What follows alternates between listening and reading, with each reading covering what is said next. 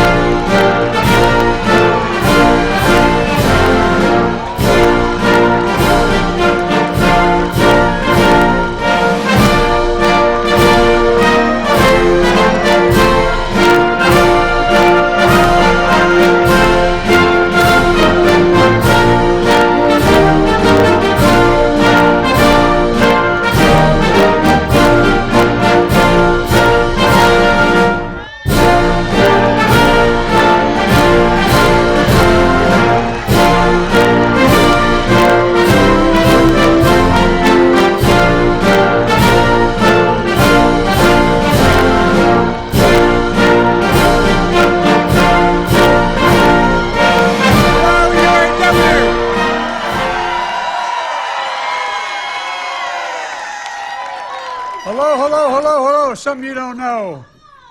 My state of Delaware, a little state, because we had a small population, had the highest percentage of UAW workers in the United States of America. We had the largest GM plant, we had the largest Chrysler plant outside of Detroit, and we had a lot of shipping as well. But here's the deal. I got raised on automobiles. My dad ran an automobile, he didn't own it, he ran an automobile agency for a long time.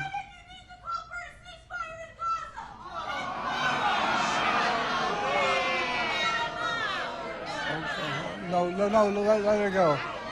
Let it, no. No, let it, it's okay. Anyway.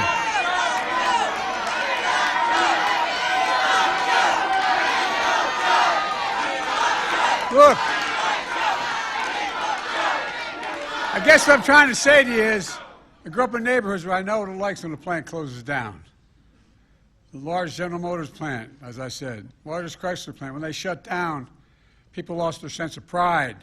Neighborhoods were in real trouble. People wondered whether they're going to stick around, what was going to happen to their families. It's a big, big deal. So this opening of Belvidere again is a gigantic deal as far as I'm concerned.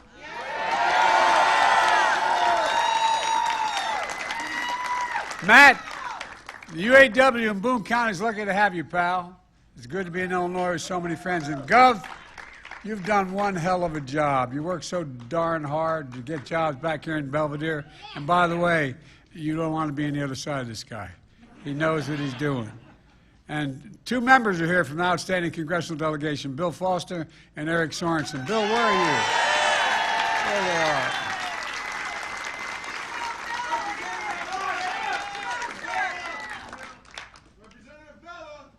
Representative Villa. Didn't know he's here. And one of your great senators, where are you? I'm sorry, man. And two of your great senators, Dick Durbin and Tammy Duckworth, can't be here because they're in Washington voting. But they had to stay back. And by the way, they fight tirelessly for the people of Illinois. And Durbin busted his neck in this job, too, as well. Look, folks. They've worked nonstop to bring good jobs back to Belvidere. Two people of my team are here who did so much to support UAW negotiations. Our acting Secretary of Labor, Julie Sue, where are you, Julie, and Gene Sperling. I think Sean would tell you they did a hell of a job, and thank you to all the state and local leaders here today. But most of all, to the members of UAW, you're tough as they come. First outfit ever endorsed me as a 29-year-old kid when I was running for the United States Senate, and with me my whole career. You know, the fact is, it starts at the top, though, with Sean Fain. Sean, you've done one hell of a job, pal. When I called Sean to congratulate him on this historic deal with the big three automakers, he said the credit goes to all of you out there, and it does. And it may be true, but it doesn't hurt to have a leader with a backbone like a ramrod. And that's Sean. You know, he and the entire UAW proved what I've always believed. Wall Street didn't build America. The middle class built America. And unions built the middle class. That was true in the 20th century. It's still true today. And Americans know it. That's why unions are more popular today than they've been in decades.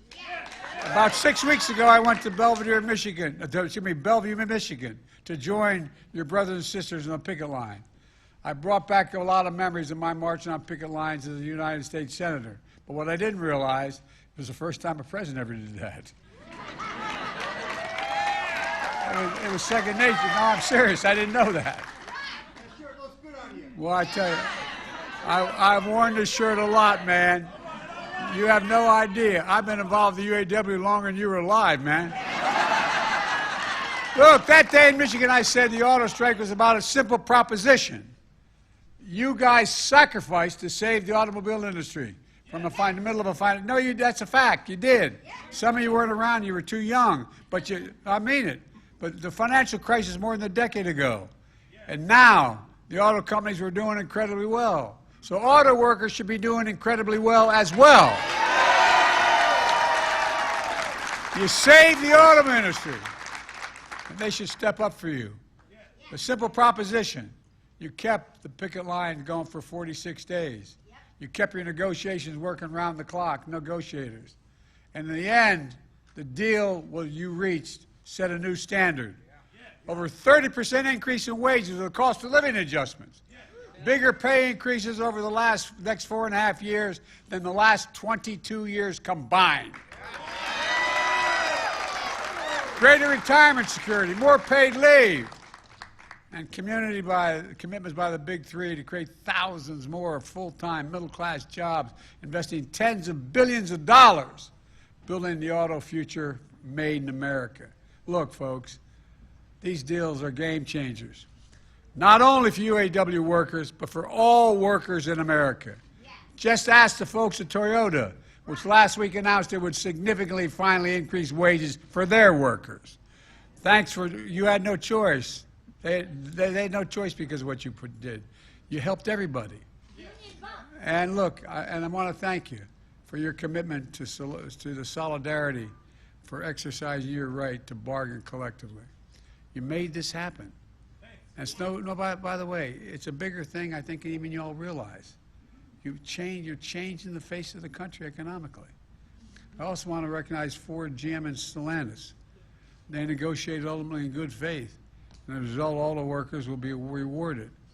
And the iconic big three are going to still lead the world in quality and innovation because of you. Yeah. Look. But I'm a little selfish. I want this type of contract for all auto workers. And I have a feeling UAW has a plan for that. The future of the automobile industry will be made in America by American union workers. And I see the future here in Belvidere. Belvidere Assembly Plant was the beating heart of this community for nearly 6 decades, just like it was back in Delaware, where I was raised. 8 months ago, the plant idled indefinitely. 1,200 of you lost jobs. When that happens, a community loses more than jobs. It loses a sense of pride, loses a sense of being, loses a sense of dignity. What do you turn and say to your kids? What do you say to one another? Everything changes. It's devastating. Then this June, I had a combination with Matt about from the local UAW, as he just described. He said, tell me, what's going on with Belvidere? He told me how critical it was to get that plant up and online again. So I told my team, make Stellantis know Belvidere is a priority. And I got on the phone and let him know personally I thought it was a priority. No.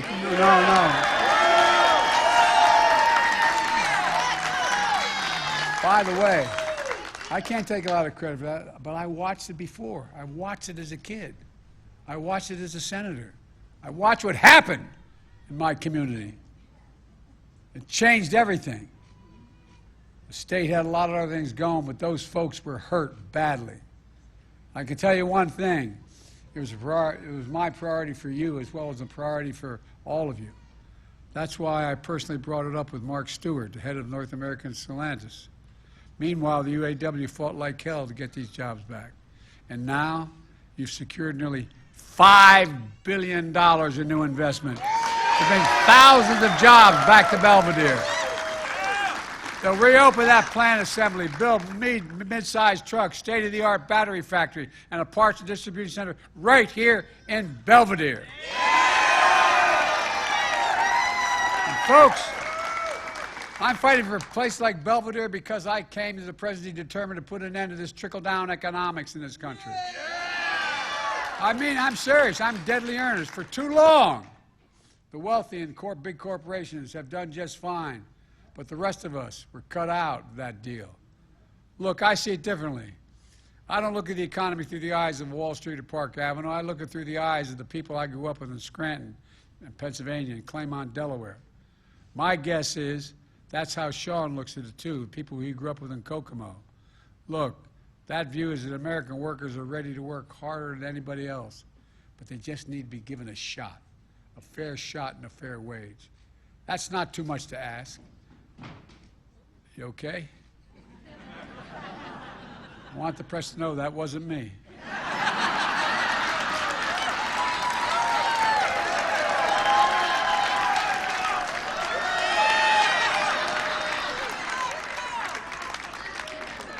You know, my dad used to have a saying, for real.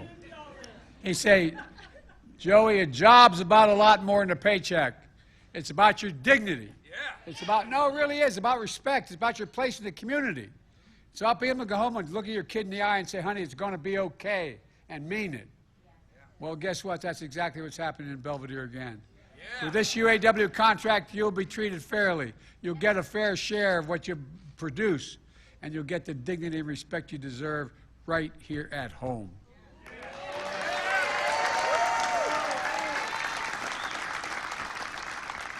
And I know maybe the press won't get this, but you all are members of the union will get it. And be able to look your kid in the eye and say, honey, it's going to be okay.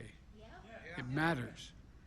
I ran for president to bring back good-paying jobs that you can raise a family on, whether or not you went to college. To give working families more breathing room. And the way to do that is to invest in ourselves again, invest in America, invest in American workers. And that's exactly what we've done. Folks, since I took office, our nation has invested billions to supercharge advanced manufacturing here at home, including electric vehicles. China is determined to dominate the electric vehicle market by using unfair trade practices. But I will not let them. I promise you. I mean it. Look, let me give you an example. America invented the semiconductor, those little computer chips about the size of the tip of your little finger.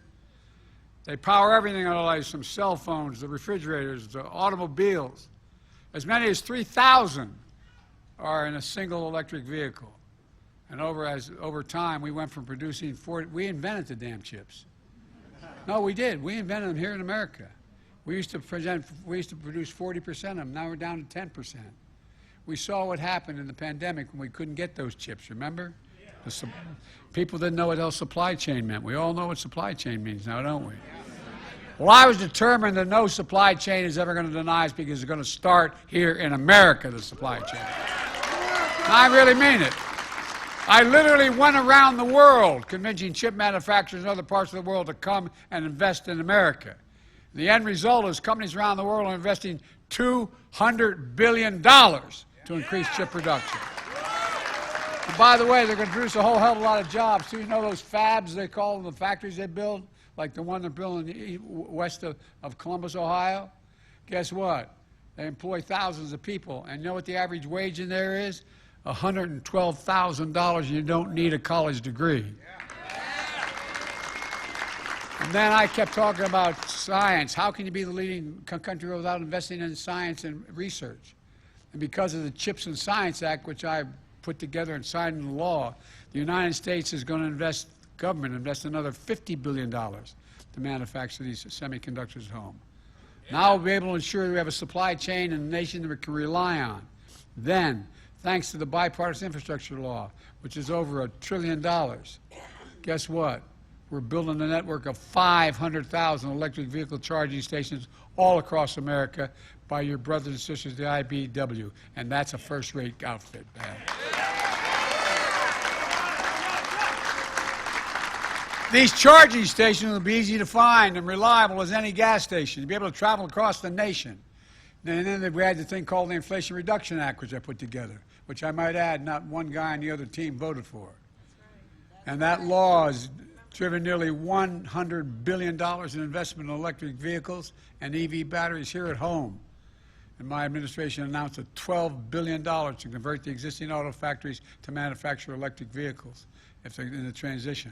Because I strongly believe when a company transitions to a new technology, they should retool, reboot, and rehire in the same factories with the same workers in the same community that existed there before. They should get the first shot at the jobs. That's what you made happen here in Belvidere, and it should happen all across America. Let me tell you all the investments we're paying for, we're paying off. Sales of electric vehicles here at home have tripled since I took office.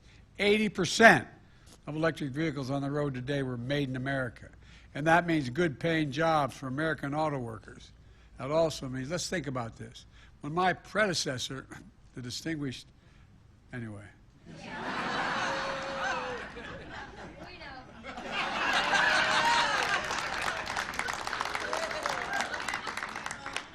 When my predecessor was in office, 6 factories closed across the country. Tens of thousands of auto jobs were lost nationwide. And on top of that, he was willing to cede the future of electric vehicles to China. He said if America invested in electric vehicles, it would drive down wages. It would destroy jobs. It would spell the end of the American automobile industry. Well, like almost everything else he said, he's wrong. And you have proved him wrong. Instead of lower wages, you want record gains. Instead of fewer jobs, you want a commitment for thousands of more jobs. Instead of less involvement and investment, you encourage American automakers to invest $40 billion in the American auto industry beginning now. $40 billion. And then we're going to shut down. Remember my other guy? And here's the difference. When you're in the middle of a fight, I stood and others stood with you shoulder to shoulder on that picket line. My predecessor went to a non-union shop and attacked you. Yes, he did! I hope you guys have a memory. Where I come from, it matters. The truth is, if you hadn't listened to him, thank God you didn't. If you listen to him, since I became president, thanks to the investments we made in more than 20 new auto plants have opened across America. 20 new autos opened, not closed. And as a matter of fact, more already on the way, and 0 closed. My administration will keep working to make sure UAW has what it needs to outcompete China and everyone else in the world. I've reminded other world leaders it's never been a good bet to bet against America. It's never been a good, not a joke. Not a joke. When we invest in America and Americans, we never lose.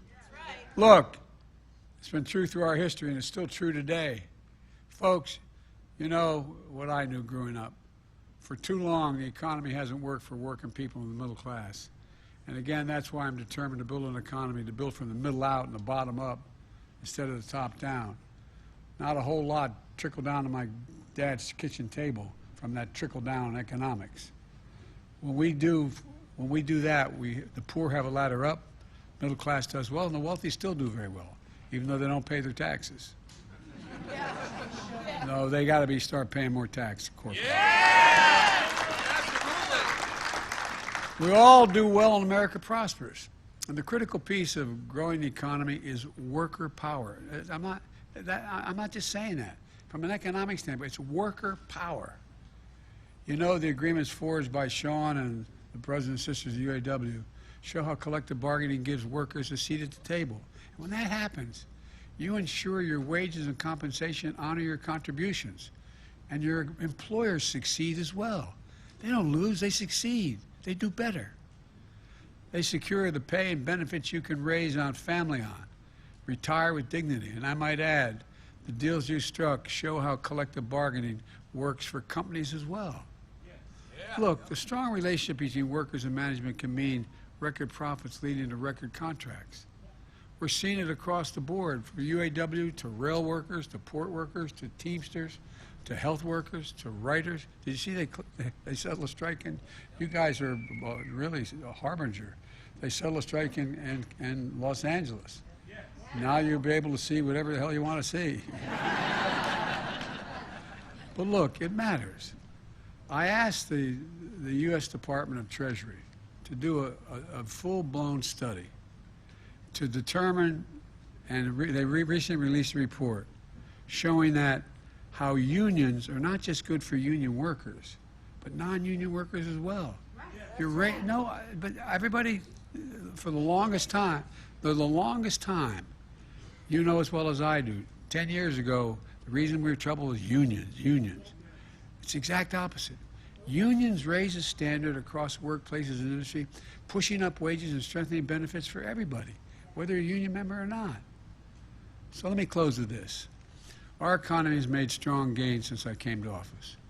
We have the strongest economic growth and the lowest inflation rate of any major economy in the entire world. We got more to do. We got more to do. But our economy grew, bore you with a statistic, 4.9% last year. That's the highest growth in 2 years. More people are working today than ever in the United States of America. More. Unemployment has been under 4% for 21 straight months.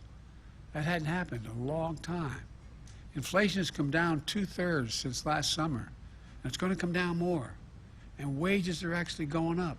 Not just in your industry, but wages are going up. It's a fancy way of saying is median household wealth has grown by 37% since the pandemic, meaning people are better off, 37% better off. We have more to do, but we're finally building an economy that works for the people, working people, the middle class, and as a consequence, the entire country.